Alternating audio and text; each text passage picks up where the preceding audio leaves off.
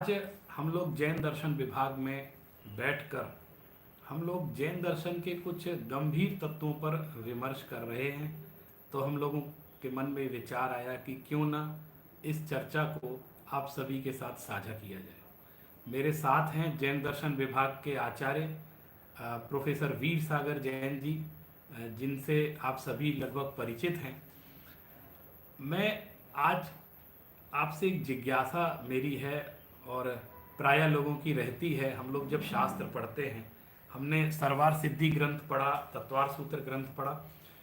तत्वार सूत्र की एक विस्तृत अच्छी टीका है सर्वार सिद्धि, जिसे आचार्य पूज्यपाद ने 6ठी शताब्दी में लिखा था। लेकिन प्रायः लोगों के मन में एक जिज्ञासा भी रहती है कि जैसे सबसे पहला सूत्र है सम्यक दर्शन ज्ञान चारित्राणी मोक्ष मार्ग। तो ये जो सम्यक दर्शन ज्ञान चारित्राणी मोक्ष मार्ग कहा जाता है, उसमें एक बात कही जाती है कि सम्यक दर्शन और सम्यक ज्ञान दोनों एक साथ होता है, चारित्र उसके अनंतर होता है, और ये तीनों ही मोक्ष के मार्ग हैं। और एक मार्ग है, ये तीन मार्ग नहीं है। इसकी भी चर्चा हमारे सर्वार सिद्धिकार बहुत अच्छे से करते हैं। इसलिए वहाँ मोक्ष मार्ग शब्द का प्रयोग है, मार्गाह बहुवचन का प्रयोग नहीं है, क्योंकि वो मार्ग एक है।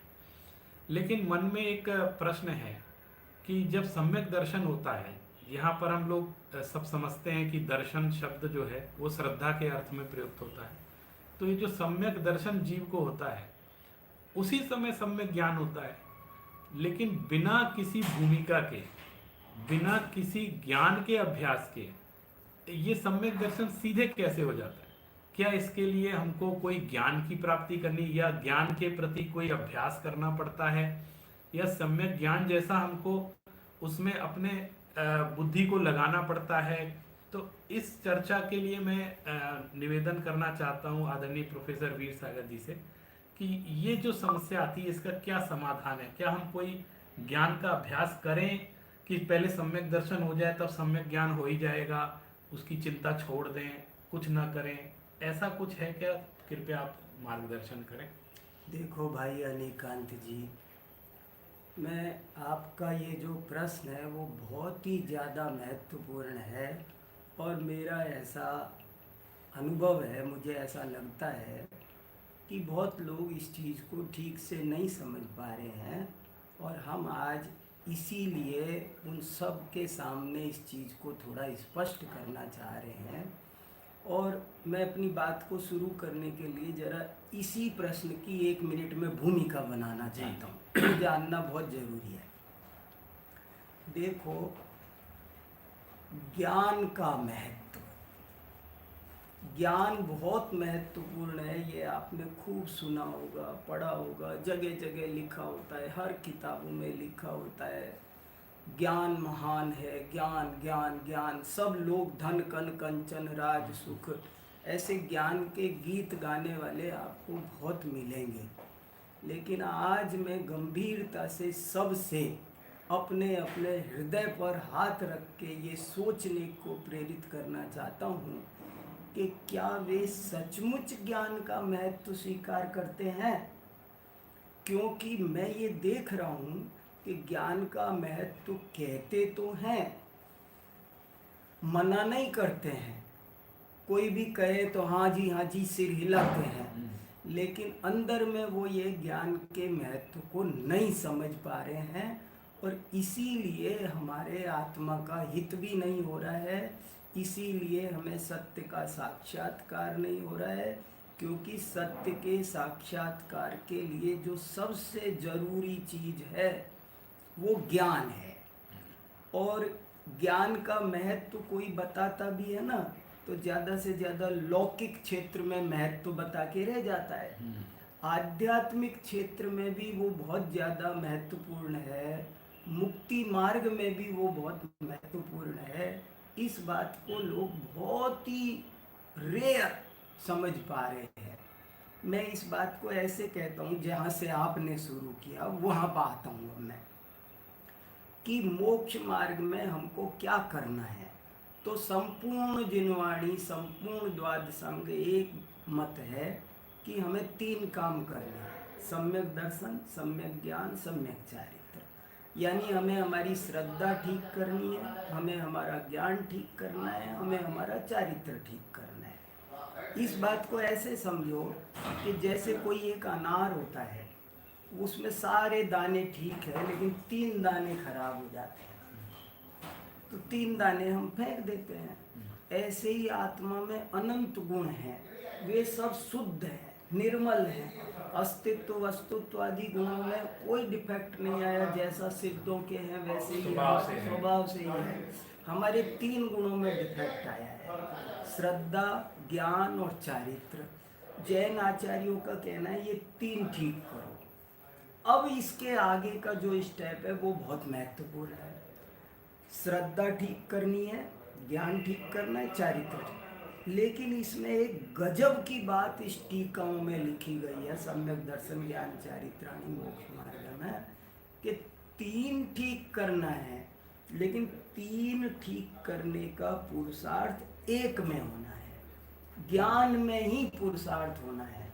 जैसे श्रद्धा हमारी उल्टी है, हमें उसे सीधी करना है, विपरीत को सीधा करना है, मिथ्या को सम्यक करना है। लेकिन अब श्रद्धा कोई कटोरी गिलास तो है नहीं कि हम ऐसे उलट दें। श्रद्धा कब ठीक होगी, इस बात पर सबको ध्यान देना है कि जैसे ये छाया आ रही है नीचे, मान लो मैं हाथ से नीचे छाया आ रही है इस किताब पर, तो अब ये छाया मुझे हटानी है, तो छाया को हटाने के लिए मुझे छाया में पुरुषार्थ नहीं करना है, हाथ में करना है। हाथ हटेगा तो छाया स्वतः हटेगी। ठीक ऐसे ही ज्ञान में पुरुषार्थ होगा, और जब ज्ञान ठीक होगा तो श्रद्धा स्वतः सम्यक होगी। ये एक राज है, ये एक रहस्य है जिसे सबको समझना हमको जरूरी है। श्रद्धा कैसे पलटेगी? हमारे आचार्यों ने कहा आज सब लोग किसी न किसी बहाने से ज्ञान को गौण कर रहे हैं, अंदर खाने। मैं किसी को अंदर अंदर आपको चेक करके बता दूंगा, वैसे कोई नहीं बोलेगा, लेकिन मैं थर्मामीटर लगा के बताऊंगा तो सब लोग ज्ञान को गौण कर रहे हैं। कुछ लोग तो ये कहते हैं क्या फायदा, जीवन में उतरे तो फायदा है, पढ़ने से क्या फायदा। चारित्र का नाम लेकर चारित्र का बहाना करके ज्ञान को गौण कर देते हैं, हल्का बना देते हैं। और कोई सम्यक दर्शन का नाम लेके ज्ञान को गौण कर रहे हैं कि भाई सम्यक दर्शन चाहिए, ज्ञान का क्या, एकादश अंग का ज्ञान हो जाता है, उससे क्या। मैं इस प्रश्न का भी उत्तर दूंगा, लेकिन एक बात समझना जरूरी है। हमारे आचार्य लिख रहे हैं कि ज्ञान है वो मध्यमणि के समान है। ये महत्वपूर्ण बात, ये बहुत महत्वपूर्ण बात है, इस पर सबको ध्यान देना है। मध्यमणि न्याय का मतलब होता है कि मान लो मैंने एक हार पहन रखा है, तो मेरे हार में जो सबसे बड़ा कीमती बहुमूल्य रत्न होगा, लॉकेट होगा, उसे मैं बीचों बीच लगाऊंगा, दोनों तरफ को कवर करे, दोनों तरफ की शोभा बढ़ाए। तो हमारे आचार्य कहना चाहते हैं कि जो ज्ञान है वो दर्शन और चारित्र दोनों का नियंता है। इस बात पर बहुत ध्यान दिया जाए। जैसे मुझे मेरे बच्चों को रोड पार कराना है, 2 बच्चे हैं तो एक को इस हाथ से पकड़ूंगा, एक को इस हाथ से, मैं बीच में लगूंगा ताकि दुर्घटना ना हो, दोनों बच्चे सुरक्षित सड़क पार कर सके। ऐसे ही ज्ञान दोनों का नियंता है। ज्ञान के बिना की श्रद्धा अंधश्रद्धा कहलाएगी, ज्ञान के बिना का चारित्र पाखंड कहलाएगा। ज्ञान में पुरुषार्थ होगा तो श्रद्धा ठीक होगी, ज्ञान में पुरुषार्थ होगा तो स्वतः चारित्र आएगा।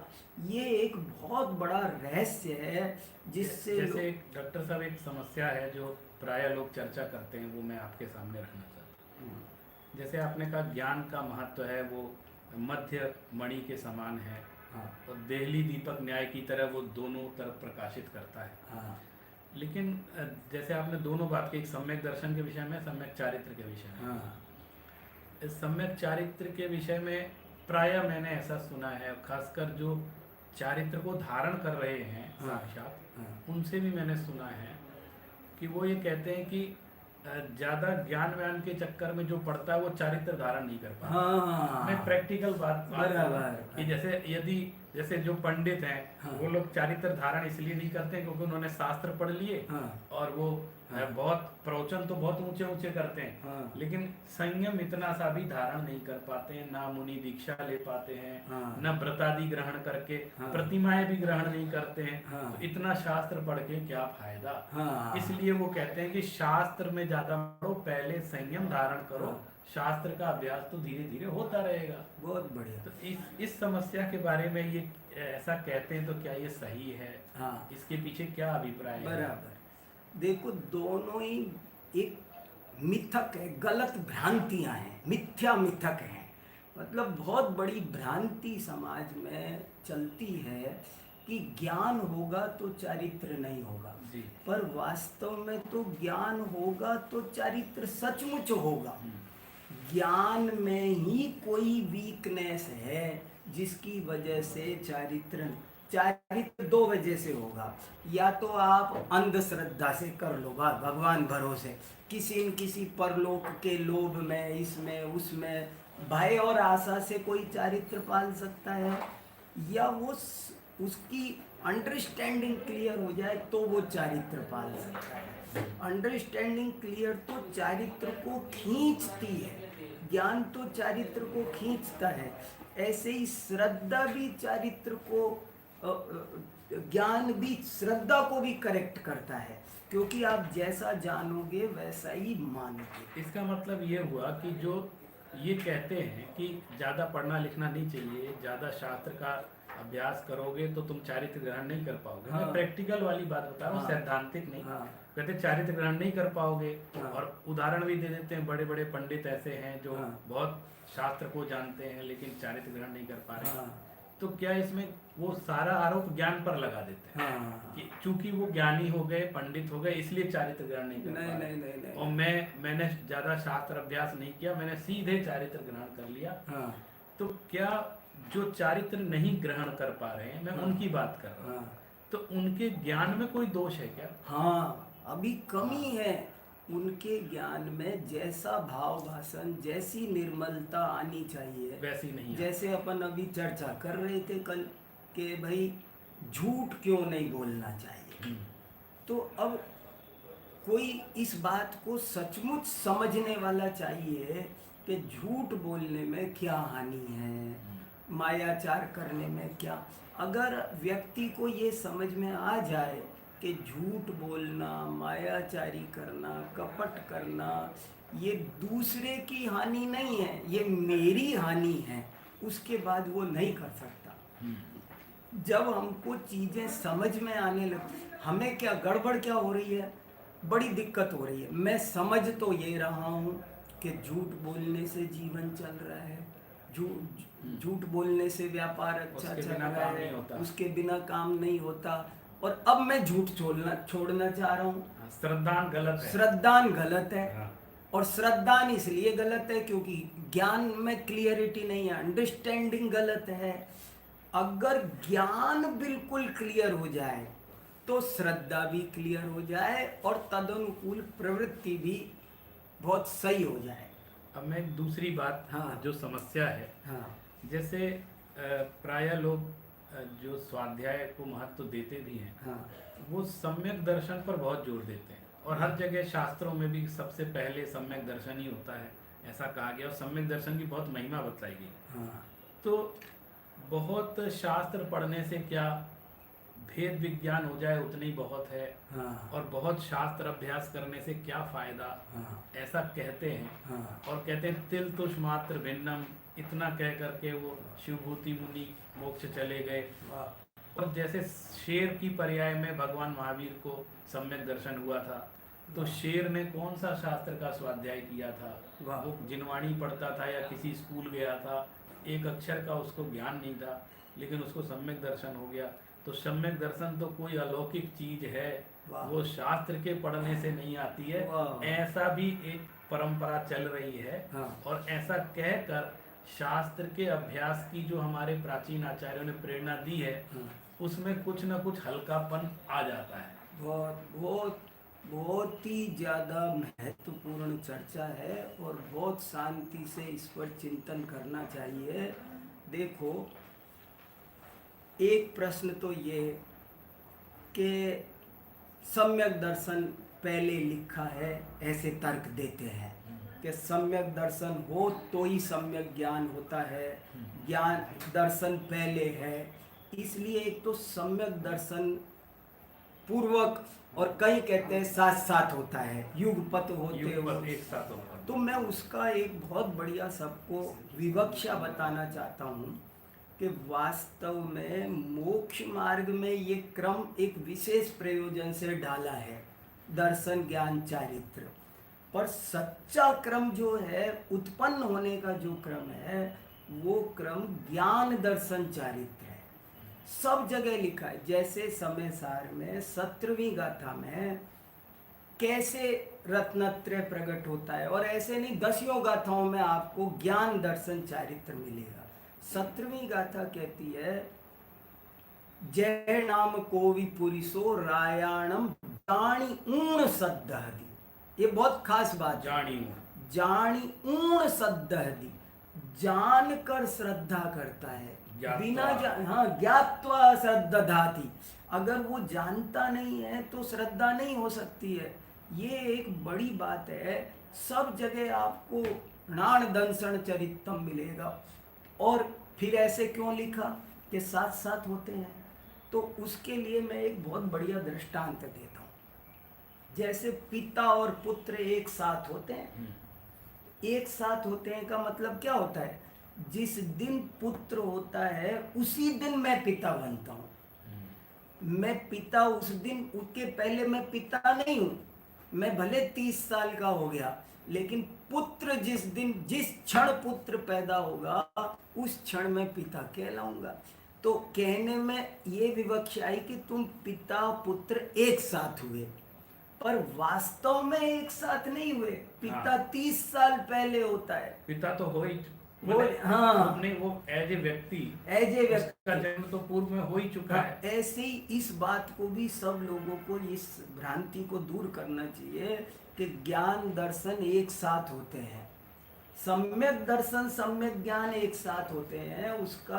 उसका कहने का पर्पज ये है, कहने का अभिप्राय ये है कि जब तक सम्यक दर्शन नहीं होता है तब तक ज्ञान को सम्यक संज्ञा, सम्यक व्यपदेश नहीं मिलता, उसे व्यपदेश सम्यक नहीं मिलता। मैंने सम्यक जो उसके साथ उपसर्ग लगा है, हाँ, सम्यक पना, वो सम्यक दर्शन से आता है, दर्शन पूर्वक आता है।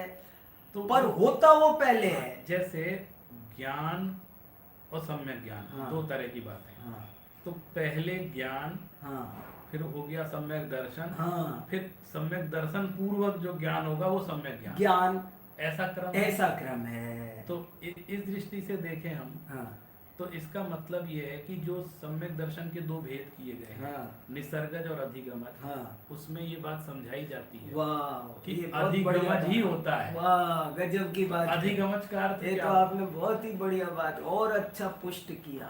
अधिगमज का अर्थ हाँ, है ज्ञान पूर्वक। मैंने सम्यक दर्शन कोई ऐसे अचानक पैदा नहीं हो जाएगा बिना ज्ञानाभ्यास के, जाने बिना। पंडित टोडरमल जी ने मोक्ष मार्ग प्रकाशक में लिखा, बिना जाने तो जो श्रद्धान होता है वो तो गधे के सींग के समान है, ऐसा लिखा है। बताइए। तो बिना जाने कभी श्रद्धान नहीं हो सकता, जानना जरूरी है। और जानने में चेक करना है रोज अच्छी तरह, आपको पता चलेगा आपके ज्ञान में ही अभी निर्मलता नहीं आई है, ले दे करके। जितने भी जीव आज तक मोक्ष गए हैं वो सब ज्ञान की निर्मलता से गए हैं, और जितने भी अभी अटके पड़े हैं वो सब ज्ञान में मल, अभी क्लियर ज्ञान नहीं हुआ। आप चेक करो तो लोग बोल देते हैं कि भैया ऐसा है वैसा है, क्रोध, सुनी सुनाई बातें बोल रहे हैं, क्रोध बुरा है, मान बुरा है, पर उनको भाव भाषण नहीं हुआ है उन चीज़ों का। जीव 6 द्रव्य होते हैं, उनको भाव भाषण नहीं हुआ है। अगर भाव भाषण हो जाए उनको तो उनकी श्रद्धा बदल जाए, उनका आचरण बदल जाए।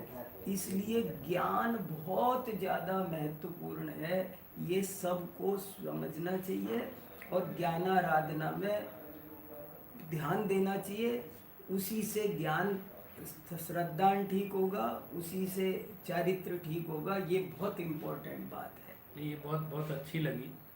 और एक अंतिम जिज्ञासा मैं हाँ। इसमें रखना चाहता हूँ हाँ कि 11 अंग 9 पूर्व का ज्ञान हो। हाँ, बहुत ज्ञान आपने हो। रखी थी, मैं हाँ। उत्तर नहीं दे पाया। 11 अंग 9 हाँ। पूर्व का ज्ञान हो गया। हाँ। और वो किसी सामान्य गृहस्थ को नहीं होता है, हाँ, वो मुनिराज को होता है, बहुत ही जो बढ़िया, उत्कृष्ट बहुत चारित्र का पालन कर रहे हैं। गजब गजब गजब। दोनों काम हो गए, चारित्र भी हो रहा है और 11 अंग 9 पूर्व का ज्ञान हो गया। ऐसा अद्भुत ज्ञान, बिल्कुल केवल ज्ञान जैसा ही, द्वादशांग से थोड़ा सा कम। हाँ, लेकिन इसके बावजूद भी कह देते हैं वो मिथ्या दृष्टि है।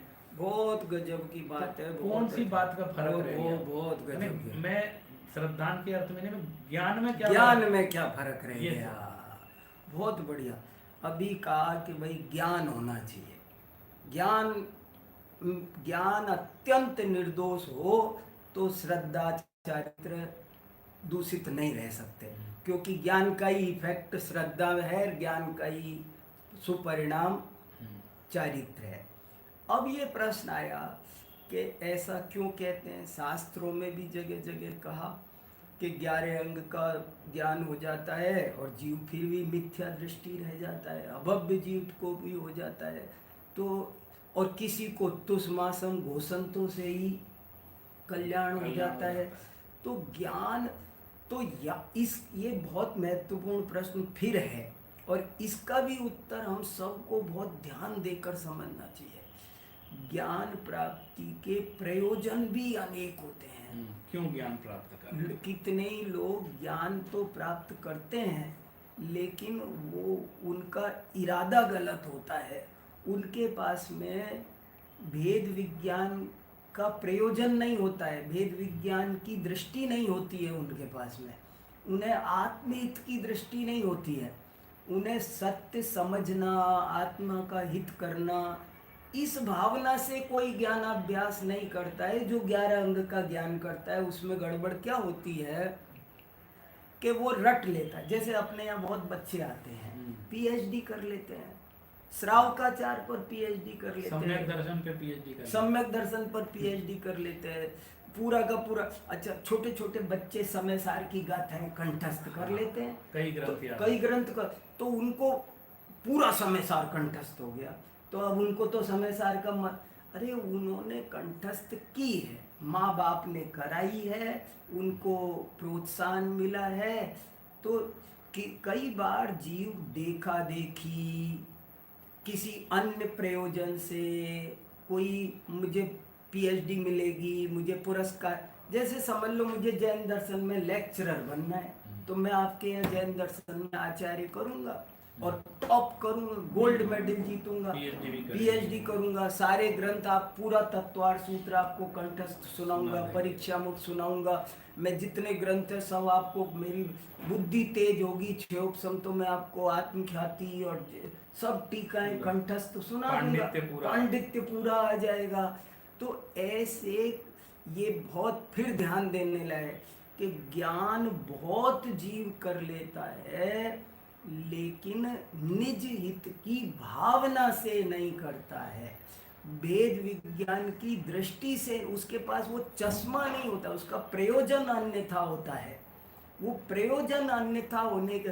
और जो थोड़े ज्ञान में काम हो जाता है, ज्ञान निर्दोष हो तो थोड़ा भी बहुत है, क्योंकि ये मैं थोड़ा भी ज्ञान अगर निर्दोष होगा तो वो आपकी श्रद्धा ठीक कर देगा, वो आपका चारित्र ठीक कर देगा। तुष्मासम घोषंतो, इसमें भेद विज्ञान है। तो ये कहने का मतलब ये है कि भेद विज्ञान की दृष्टि के बिना का जो ज्ञान है उसकी निंदा है, उसको हे कहा है, उसको तुच्छ कहा है, उसको व्यर्थ कहा है।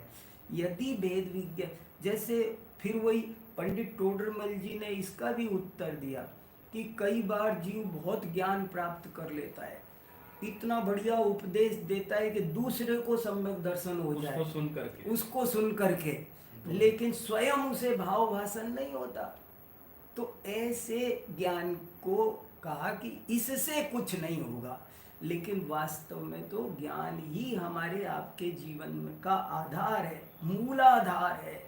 हम लोग कुछ भी, अब जैसे कोई पूछे मुनि महाराज केस लॉन्च क्यों करते हैं, तो हम कहते हैं वो हमारे आगम में ऐसे ही लिखा है, वो ऐसे ही करते हैं, वो हमारा सिस्टम यही है। बस इतना कह के इतना मुनि महाराज पीछी कमंडल क्यों रखते हैं, वो ईरिया समिति से क्यों चल, तो हमारे पास उत्तर है, वो हमारी ऐसी परंपरा है। अपन दिगंबर है ना, तो दिगंबर में वस्त्र नहीं पहनने का विधान है, इसलिए नहीं पहन, इसलिए माने आपको तत्व का निर्णय नहीं हुआ है, आपको तत्व की तत्व अपना नहीं बना है, आपको वो सत्य स्वयं दिखाई नहीं दिया है। एक बार ज्ञान से सत्य दिखाई दे जाए तो श्रद्धा पलटे बिना ना माने, और श्रद्धा और ज्ञान पलट जाए तो चारित्र में विकृति बहुत दिन रह ही नहीं सकती है। आचार्यों ने सोच समझ के लिखा है कि ज्ञान मध्यमणि के समान है, श्रद्धा और चारित्र दोनों का नियंता है। श्रद्धा को इसलिए कह दिया कि वो तो बाप बेटे साथ कहलाते हैं, लेकिन होता तो पिता जैसे पहले।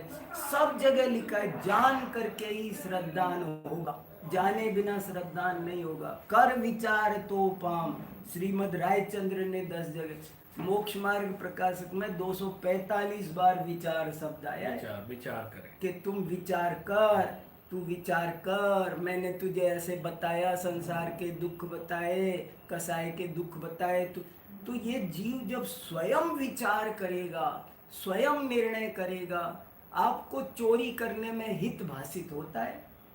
जब तक पर पदार्थ इष्ट अनिष्ट भाषित होते रहेंगे तब तक कसाएं उत्पन्न होती रहेंगी। ज्ञान ही वो एक चीज है जिससे आपको पर पदार्थ इष्ट अनिष्ट नहीं भाषित होंगे, नहीं भाषित होंगे तो श्रद्धा ठीक होगी, चारित्र ठीक होगा। मैं इसको इस तरह से समझ रहा हूँ कि यदि निर्दोष ज्ञान है, वाह, निर्दोष ज्ञान उपलब्ध हो गया है, हाँ, जैसा हमने निर्मलता शब्द का भी प्रयोग किया, निर्मल ज्ञान, निर्दोष ज्ञान, हाँ, तो निर्दोष ज्ञान अगर हो गया है, हाँ, तो जिस व्यक्ति को निर्दोष ज्ञान हुआ है, हाँ, वो यदि ना भी चाहे तो भी उसको रत्नत्रय उपलब्ध होगा। वाह, यही कहना चाह रहा हूँ मैं, क्योंकि वो उस प्रक्रिया में आ गया है। अरे इसी रत्नत्रय की एकता ही मोक्ष मार्ग है, ये अलग अलग होते ही नहीं है, हाँ, एक साथ ही होते हैं, एक साथ होते हैं, हाँ, तो जुड़े हुए हैं वो।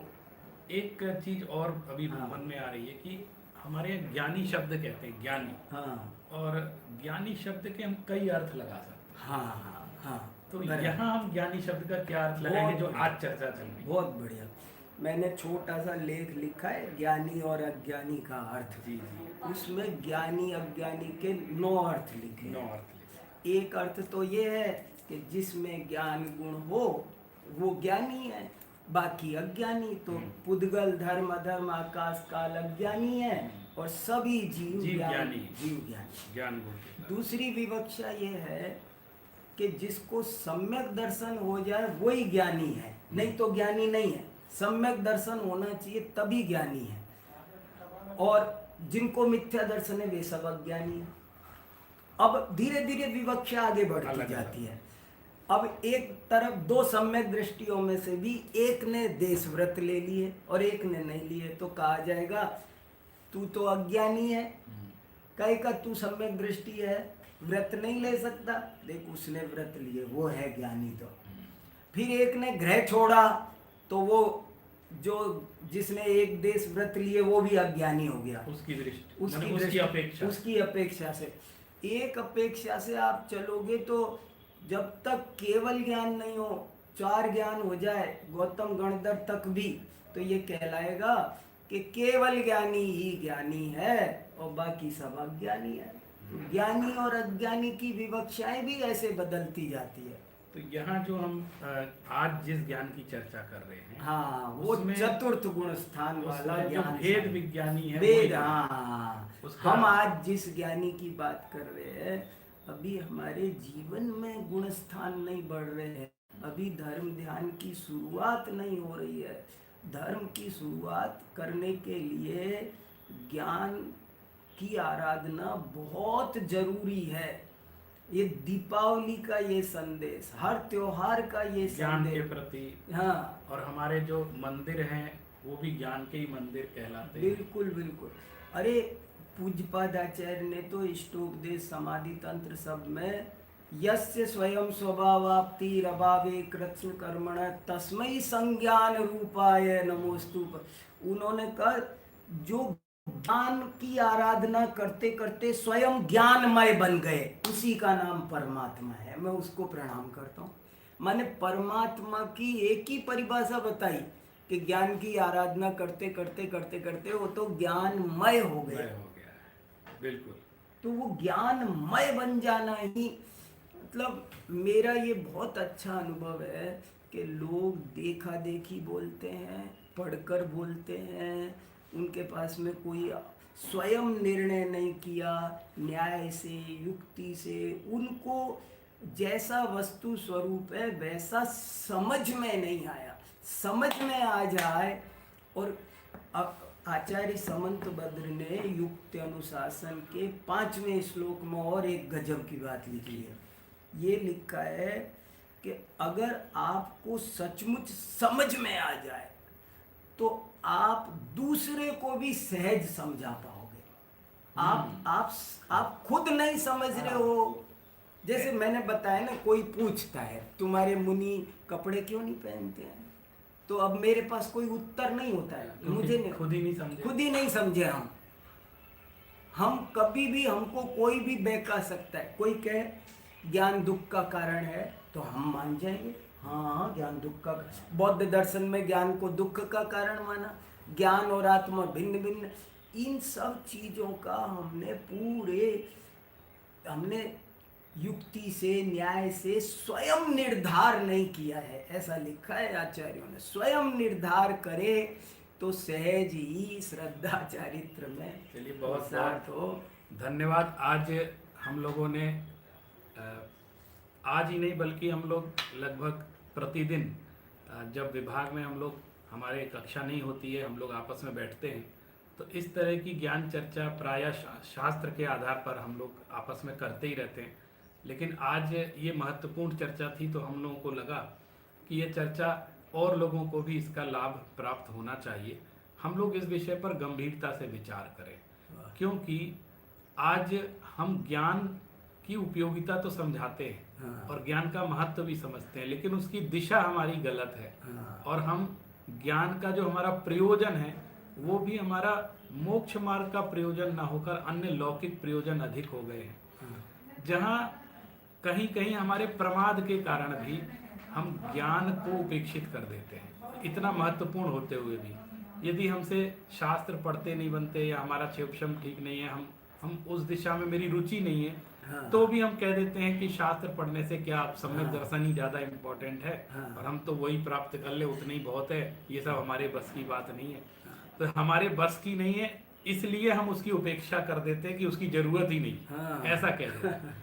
और दूसरी तरफ हम चारित्र को धारण करना चाहते हैं। हम चारित्र पहले हो जाएगा, ज्ञान तो होता रहेगा। हाँ। ये व्यवहार में आजकल ये सब चीजें बहुत चल रही हैं, लेकिन आज जो हमारी चर्चा का ये निष्कर्ष निकला कि ज्ञान पूर्वक ही सम्यक दर्शन होता है, और ज्ञान में सम्यकपना सम्यक दर्शन के कारण आता है। हाँ। लेकिन ज्ञान तो पहले ही, जैसा आपने उदाहरण दिया हाँ। कि व्यक्ति तो पहले से है, उसका जन्म पहले ही हो चुका है, हाँ। लेकिन आज वो पुत्र उत्पन्न होने से पिता आज हुआ है। हाँ, उसे पिता हाँ। संज्ञा आज पड़ी। बिल्कुल, तो वो सम्यक ज्ञान, सम्यक पना उसका आज आया है, क्योंकि हाँ। सम्यक दर्शन हुआ है। माँ और बेटी एक साथ होते हैं। और इसको इस दृष्टि से भी समझ सकते हैं कि आत्मा है, सबके अंदर ज्ञान तो है ही। वाह। तो आत्मा ज्ञान दर्शन स्वभावी है, और ज्ञान उसका लक्षण है। तो ज्ञान के बिना तो कैसे काम करेगा? हाँ। तो ज्ञान से ही उसका जितना निर्णय होगा, ज्ञान के माध्यम से ही वो पुरुषार्थ भी करेगा, और ज्ञान में ही पुरुषार्थ करेगा, तब उसका सम्यक दर्शन, सम्यक ज्ञान, सम्यक चारित्र, तीनों में वो सफल हो सकता है। तो आज की इस चर्चा को हम यहीं विराम देते हैं। फिर आगे जब कभी भी इस तरह की चर्चा का अवसर आएगा तो हम लोगों का प्रयास रहेगा कि जैन दर्शन विभाग में जो इस तरह की चर्चा होती है उसके साक्षी आप भी बने, और आप सभी को भी उसका लाभ हो। इसके लिए आपको, आप सभी ने इस चर्चा में भाग लिया, इसके लिए बहुत बहुत धन्यवाद। जय जिनेन्द्र।